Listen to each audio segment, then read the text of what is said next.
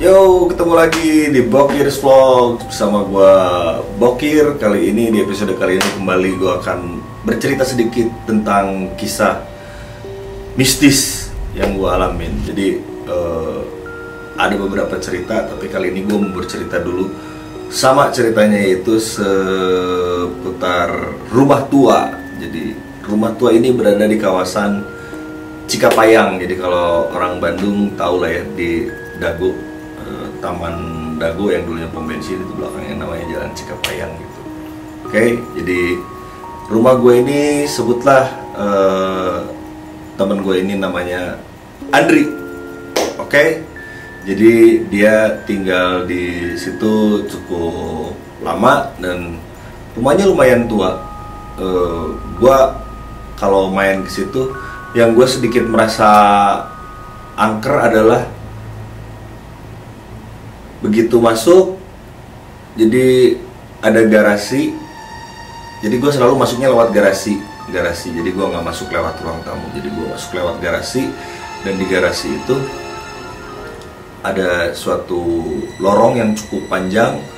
Sesudah lorong itu baru ada taman. Ada taman, dan taman itu nanti nyambung ke ruang rumah belakang dan terus juga nyambung ke ruangan rumah depan. Yang gue merasa paling takut, maksudnya bukan takut, yang gue merasa, gue sebenarnya orangnya nggak bisa lihat yang begitu-begitu ya, seperti orang indigo atau apa.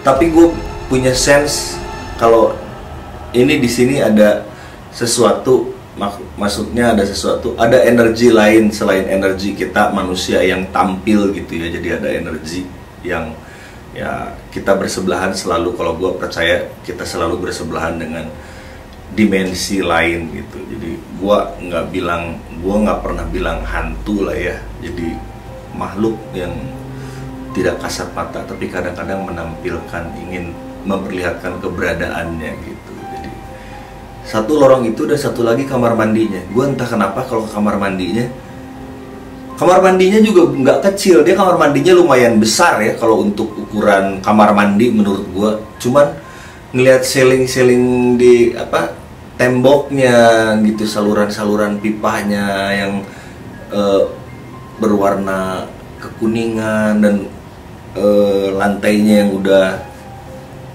cukup lama tua gitu. Kalau lu pernah main game atau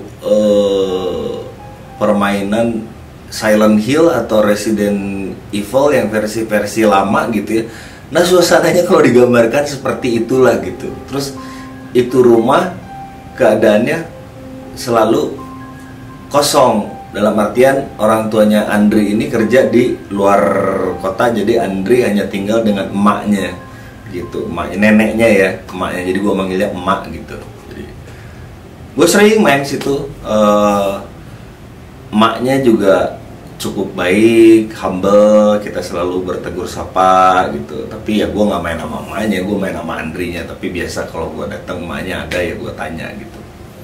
Oke, tiba suatu saat lagi itu,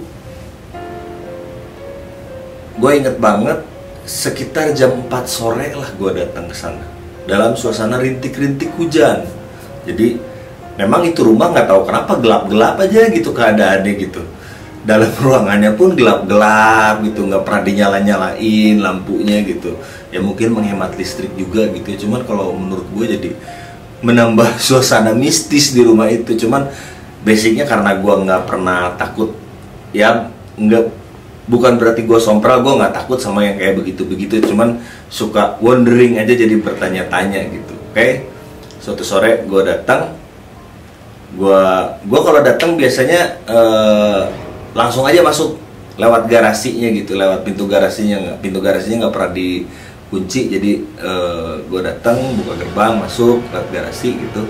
Begitu gue masuk, karena lorongnya itu cukup panjang dan di ujung lorong itu gue tahu kamar emaknya, tapi kelihatannya nggak begitu besar karena lorongnya panjang. Jadi penampakannya juga, apalagi sudah gelap gitu. Jadi jam 4 tapi kayak udah mau menuju jam 6, jam setengah 7 gitu, gelap gitu, karena kondisi juga lagi mendung. gerimis hujan, gerimisnya yang gerimis lumayan kencang gitu ya. Gue datang ke situ, gue mau biasa nongkrong sama Andri sambil ngobrol. Begitu gue masuk, keluarlah dari satu kamar, dan gue yakin itu sosok emak gitu, sosok emaknya gitu. Emaknya pakai daster putih gitu ya, daster putih panjang gitu. Dia keluar, gue sapa, "Selamat sore mak," gitu. Gue bilang mau ketemu Andri. Biasanya dia selalu menjawab, Oki apa kabar, gini. Dah, ini gue sapa gitu dia nggak ngejawab. Dia masuk ke kamar di depannya. Jadi lorong itu ada beberapa kamar gitu ya, 3 atau 4 kamar, gue lupa lah. Pokoknya di lorong itu ada beberapa kamar. Jadi dia keluar dari kamar ini, masuk ke kamar depannya. Dengan cuek, dingin gue sapa, dia tidak menjawab apa-apa gitu. Jadi udah, ya mungkin kurang ini gitu, atau enggak kurang denger atau apa gitu, karena gue juga agak jauh jaraknya gitu dari pintu ke lorong sana. Udah, gue langsung masuk ke ruangan belakang dan ketemulah gue sama Andri. Ngobrol-ngobrol sebentar, chit-chat sebentar, terus gue bilang, "Dri, nenek lu kurang denger ya? Pendengarannya maksudnya udah agak berkurang." "Enggak." "Kenapa emang?" "Barusan pas gue masuk, gue sapa si emak, tapi si emaknya nggak ngejawab, terus ngelewas aja masuk ke kamar depan." "Ah," kata si Andri, "emak lagi nggak di sini." "Hah? Lagi di mana?" Gue, "Si emak lagi ke Semarang." "Wajis." Gue langsung bertanya, "Terus tadi siapa yang gue lihat?" Dan Andrinya pun bertanya balik ke gue, "Lu yang bener, lu jangan takut-takutin gue," tanya. "Enggak, beneran gue lihat. Gue bukan berhalusinasi, dan gue lihat sosoknya memang jelas keluar dari satu kamar masuk ke kamar yang lain.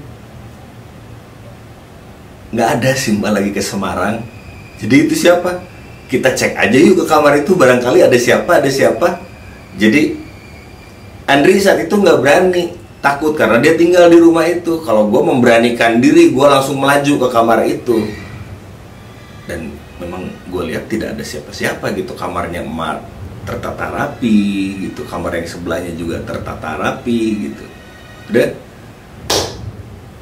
gue bilang balik lagi sama Andrinya, "Iya Andri, nggak ada siapa-siapa." "Jadi siapa tadi yang gue lihat ya?" "Ah, lu mah nakut-nakutin gue," katanya.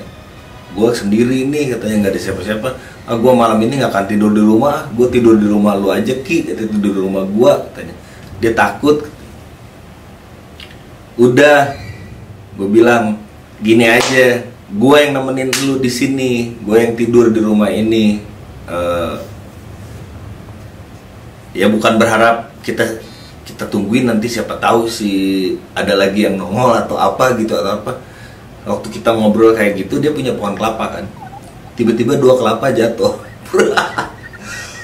Sontak kita merasa kaget juga gitu, jatuh yang cukup keras gitu ya, karena kan pohon kelapa tinggi gitu. Cuman gue orangnya selalu pakai logika gitu, enggak yang wah ini itu, enggak. Jadi gue bernalarnya lagi itu, ini kelapa udah tua gitu ya, mungkin si dahan rantingnya dan dia copot gitu. Dan kebetulan aja mungkin kitanya sedang bercerita masalah itu gitu, terus menambah kekagetan kita.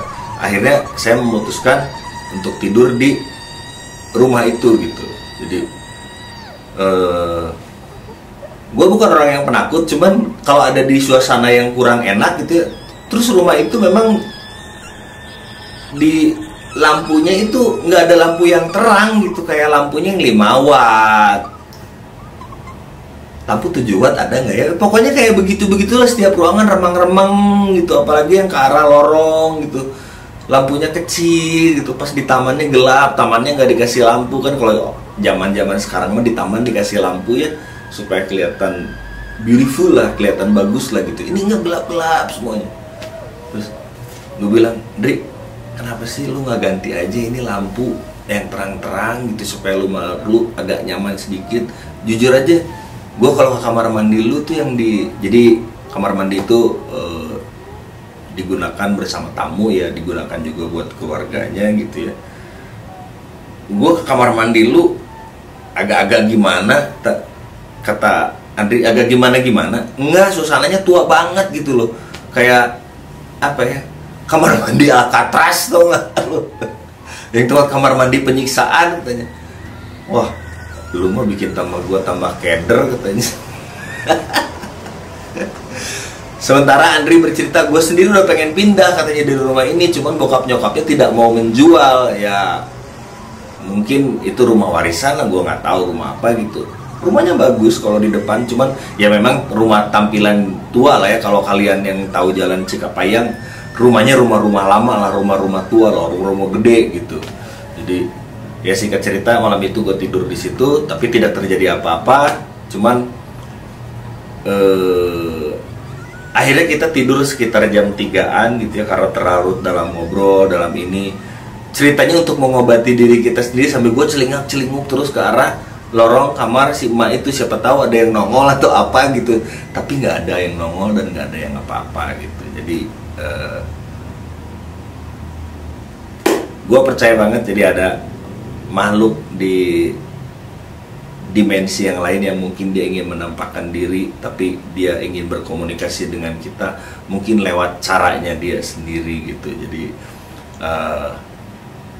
kira-kira begitulah cerita pengalaman gue ke rumah teman gue, rumah tua itu. Jadi semoga cerita ini juga nggak menakut-nakuti teman-teman gitu. Jadi memang ada hal-hal seperti itu. Dibilang percaya tidak percaya, kalau gue percaya ada, tapi gue tidak takut. Jadi gue selalu mengedukasi sama sahabat gue, anak gue panggilnya sahabat. Gue selalu mengedukasi kepada dia kalau kita sebagai makhluk punya energi yang lebih besar, karena makhluk hidup itu tidak lepas dari energi. Kalau bahasa fisikanya gitu ya, energi kita lebih besar, jadi kita jangan takut sama yang begitu gitu. Jadi gue masih nggak yakin sih kalau sosok di dunia astral yang tampaknya menyeramkan gitu atau apa gitu. So far yang gue lihat masih dalam wujud manusia gitu ya. Jadi nggak yang genderuwo gitu atau apa gitu. Oke, segitu aja dulu cerita di Bokir Vlog ini. Gue ada cerita beberapa lagi, tapi nanti kita sambung di episode selanjutnya. Oke, sampai ketemu di episode selanjutnya. Terima kasih selalu support, dan jangan lupa share, like, subscribe kalau buat teman-teman yang suka di channel Bokir Vlog ini. Sampai ketemu di episode selanjutnya. Terima kasih.